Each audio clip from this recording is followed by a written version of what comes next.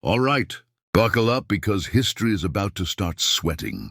The mystery history never finished telling. You know how mainstream history talks confidently, then suddenly clears its throat and changes the topic? Yeah, that part. Why does history always stop just before Africa and ancient America might have said, "Hey, we've met before"?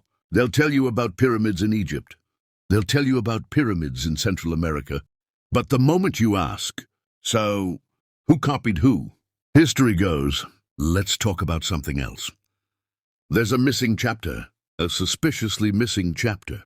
A chapter that makes you wonder if the Atlantic Ocean wasn't a wall, but a bridge. Because let's be honest, humans didn't wake up one day and forget how to travel. People crossed deserts, they crossed mountains, but suddenly the ocean was like, nope, impossible. Really? The same people who built stone cities without Google Maps. What if ancient Africans sailed west? What if ancient Americans sailed east? What if cultural similarities aren't coincidences, but conversations lost to time? I'm not here to tell you what to think. I'm here to make you uncomfortable. In a good way. The kind of discomfort that makes you pause and say, wait, why have I never heard this before? Now, quick question. If this video makes your brain itch even a little, scratch it properly. So the algorithm doesn't pretend this topic never existed. Subscribe so history can't hide from us again. Drop a comment, agree, disagree, fight respectfully, and share this with that friend who thinks history is already complete. Because if the Atlantic was a bridge, someone definitely crossed it. All right, let's talk about before Columbus. And yes, history is already clearing its throat again. Before Columbus, who really crossed the Atlantic? Because apparently in school, the Atlantic Ocean was invented in 1492. Before that, just vibes. No boats, no sailors, nothing. We're told Columbus discovered America like nobody had been peeking over there before. But here's the awkward part. Humans had ships, stars, wind knowledge, and serious sea confidence thousands of years earlier. So the idea that everyone just sat down and waited politely for Columbus is cute. Let's talk about evidence, because this isn't vibes-only history. Ancient maps that look a little too detailed. Crops appearing on the wrong side of the ocean. Cultural similarities that make you squint your eyes and go, hold on, who told you that? Ancient sailors didn't have GPS. They had stars. They had currents. They had courage. And somehow, they crossed deserts and mountains. But the ocean was where humanity said, nah, I'm tired. Be serious. So why does this topic make historians uncomfortable? Because it messes with timelines. It messes with firsts. And it definitely messes with the neat little story that history textbooks love. This isn't about replacing Columbus with another name. It's about asking, who else was there?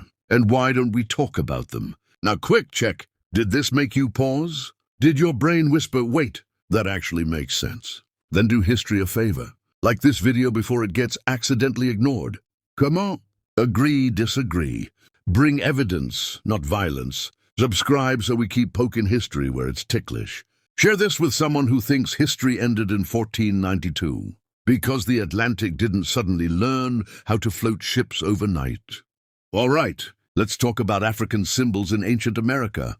And yes, history just sat up straight in its chair. African symbols found in ancient America. Because apparently symbols also like to travel. Without passports. You're walking through ancient American ruins, minding your business. When, stone carvings that look very familiar.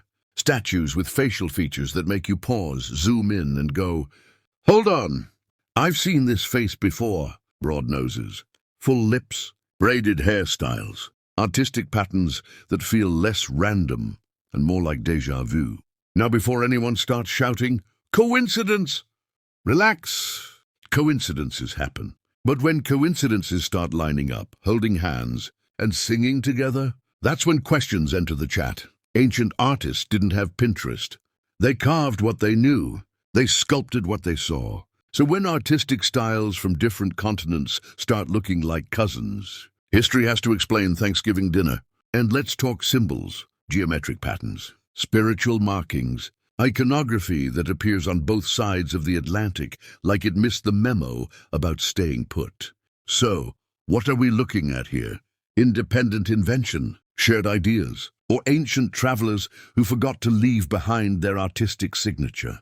I'm not saying Africa packed up and moved to the Americas. I'm saying humans carry culture wherever they go. And stone doesn't lie easily. Now, quick test. Did you squint at your screen just now? Did your brain say, wait, that looks familiar? Then do ancient art a favor, like this video, so these carvings don't stay buried. Come on. Coincidence or connection? Pick a side. Subscribe so we keep asking the questions textbooks skip. Share this with someone who thinks symbols don't travel. Because when stones start talking, history should probably listen. All right, let's talk about the Olmec heads. And yes, history just tightened its tie. The Olmec heads, African faces in the New World? Because nothing makes historians uncomfortable like a 40-ton stone face staring back at them asking, "Explain me." These massive heads aren't small roadside decorations. We're talking giant stone monuments carved with care, detail, and serious intention. And the moment people noticed the facial features, broad noses, full lips, strong jawlines, history went, interesting. Let's move on. Now, mainstream scholars do talk about the Olmecs. They'll tell you the heads represent local rulers. They'll explain carving techniques, tools, and timelines. All good, all necessary. But here's where things get awkward. They rarely linger on why these faces resemble styles seen in ancient African royalty. The same dignified expressions, the same helmet-like headgear, the same commanding presence that says, yes, I rule things. Coincidence? Possibly. But when similarities keep popping up like unwanted notifications, curiosity is justified. And let's talk logistics. These stones were transported miles without modern machines. No cranes, no trucks, just planning, knowledge, and teamwork. So whoever carved them wasn't guessing. They knew exactly what they were doing. This isn't about shouting, "Africa did it," and dropping the mic. It's about asking why some questions get whispered instead of discussed openly. Now be honest. Did one of those Olmec faces just remind you of someone? Did your brain quietly say, wait, I've seen this look before? Then do those stoneheads a favor, like this video before they get ignored again. Come on, local rulers, African influence, or something in between? Subscribe so we keep asking the questions textbooks tiptoe around. Share this with someone who thinks history is already settled. Because when a stone face stares at you for 3,000 years, it probably has something to say. All right, let's talk about shared languages and shared words. Because apparently even language travels more than history, textbooks admit. Shared languages, shared words. Now, we're told languages evolve separately, minding their business, staying in their own neighborhoods. Africa over here, the Americas over there. No chatting, no crossover. A cool story. But then, words start acting suspicious. You hear a word in an African language. Then you hear something very similar in a Native American language. Same rhythm, same sound, sometimes even the same meaning. And suddenly your brain goes, wait, did languages just bump into each other? Now relax. This isn't me saying everyone woke up speaking the same language. Languages borrow, they adapt, they remix, just like music. And borrowing usually means contact. What makes this fun and uncomfortable is the meaning behind the words. Not just everyday stuff like water or fire, but spiritual terms, royal titles, cultural concepts that don't usually survive random coincidence. Because here's the thing, languages don't preserve accents by accident. They preserve memory. And when journeys get forgotten, languages quietly remember. They hold on to sounds long after ships disappear, long after maps get edited, long after someone says, that never happened. Mainstream scholars will tell you, languages can sound alike by chance. Fair. But when patterns repeat, meanings align, and sounds refuse to let go. Curiosity is not a crime. So quick test. Have you ever heard a word and thought, why does that sound familiar? Yeah, exactly. Now do linguistics a favor. Like this video, before the words get silenced again. Come on. Coincidence or contact? Subscribe so we keep listening to what language is whispering. Share this with someone who thinks history only lives in books. Because when words survive oceans, they're telling a travel story. All right, let's talk about ocean currents. Because apparently the Atlantic Ocean has been quietly minding its business while history blamed it for everything. Ocean currents that made the impossible possible.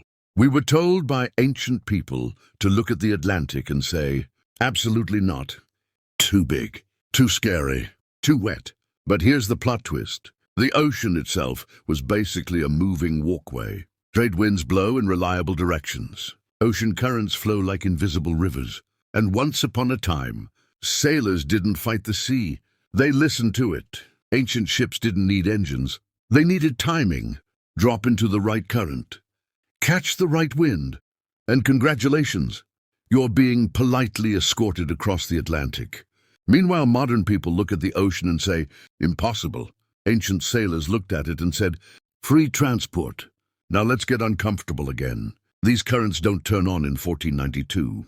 They didn't wait for Columbus. They've been flowing for thousands of years, like, y'all coming or not? Lost navigation knowledge is the real mystery. Reading stars, reading birds, reading waves. Skills passed down orally, then quietly lost when ships stopped being small and brave. And here's the fun part. The Atlantic isn't chaos. It's patterned, predictable, basically an ancient highway with no toll booths. So when someone says, ancient people couldn't cross the Atlantic, ask them a simple question. Then why does the ocean make it so easy? Quick check. Did this change how you see the sea? Did the ocean just stop looking scary and start looking suspicious? Then do the currents a favor, like this video before the waves erase it. Come on. Highway or wall. Subscribe so we keep following the water, not the excuses. Share this with someone who thinks boats only worked after engines. Because the ocean wasn't blocking history, it was carrying it. All right. Let's talk about DNA, bloodlines, and the kind of questions that make science clear its throat. DNA, bloodlines, and the questions science can't ignore.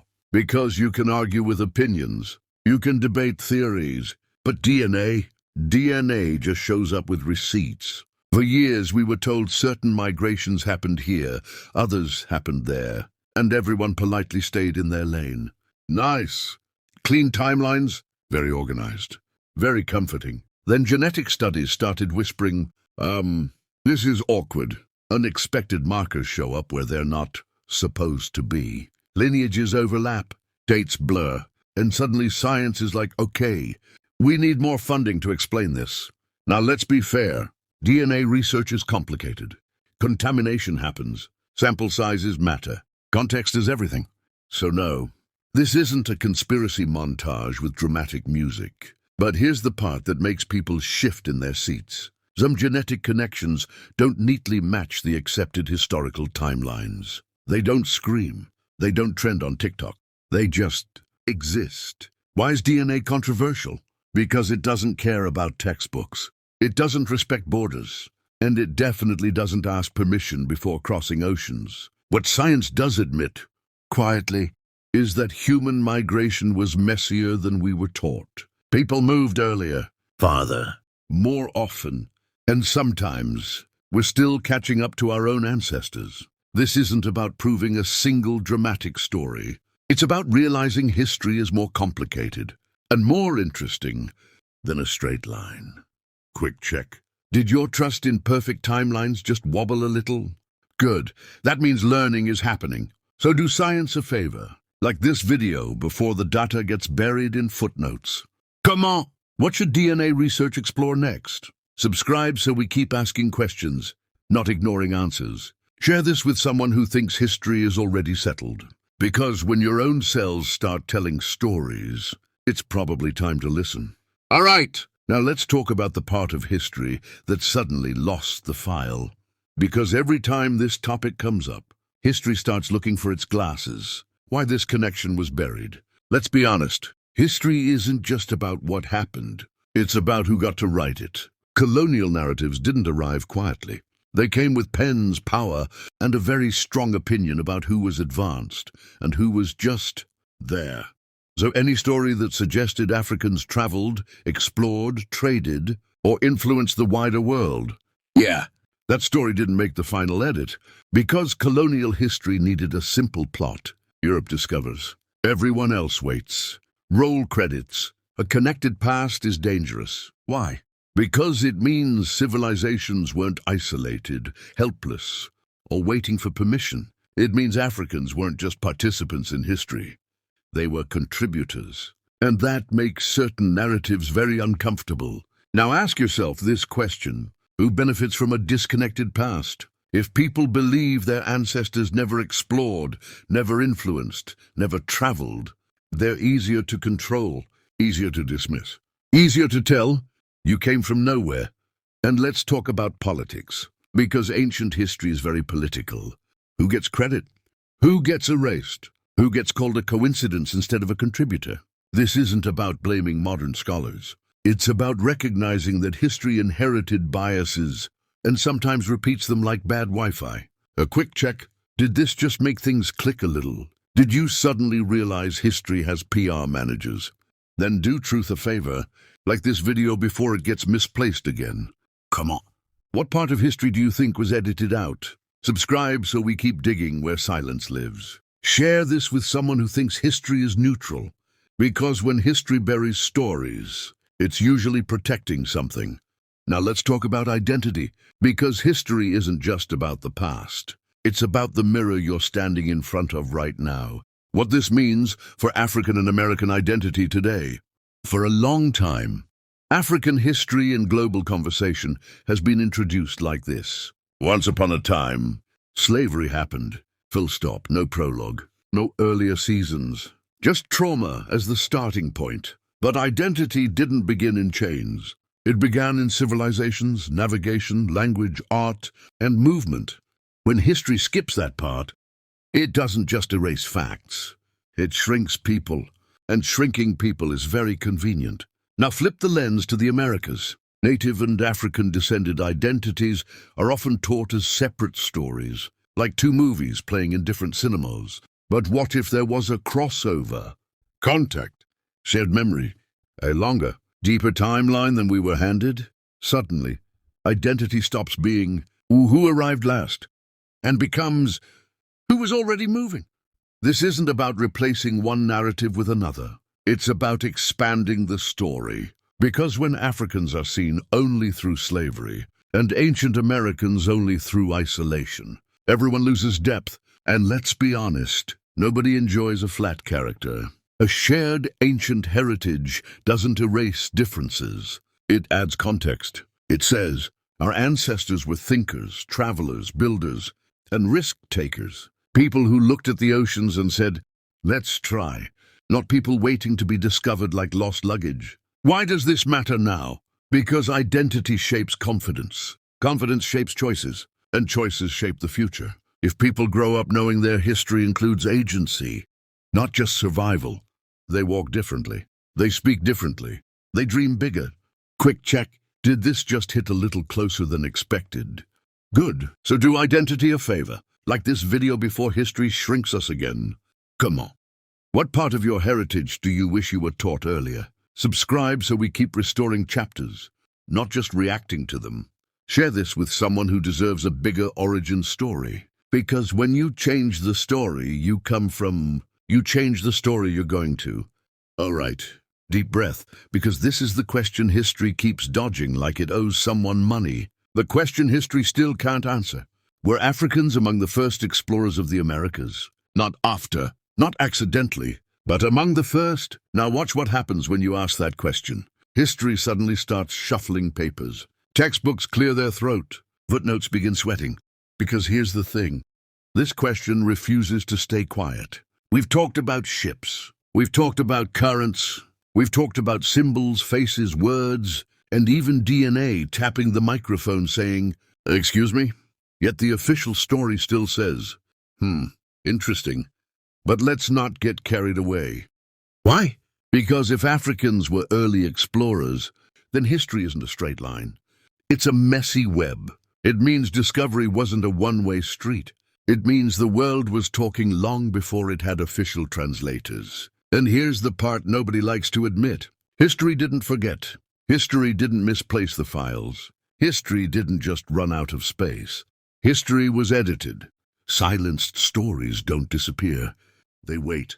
They show up as unanswered questions, as patterns that don't fit, as uncomfortable pauses in lectures. And right now, that pause is getting loud. So let me ask you, what else are we not being told? What other journeys were labeled impossible because they didn't fit the script? What truths are hiding in plain sight, waiting for someone curious enough to ask? If this video made you pause, if it makes your brain whisper, yeah, something's missing, then let's not pretend we didn't hear it. Do history a favor, so this question doesn't get buried again. Comment. Agree, disagree. Bring your thoughts respectfully. Subscribe so we keep asking what history avoids. Share this with friends and family, especially the ones who love deep conversations. Because history didn't forget, it was silenced.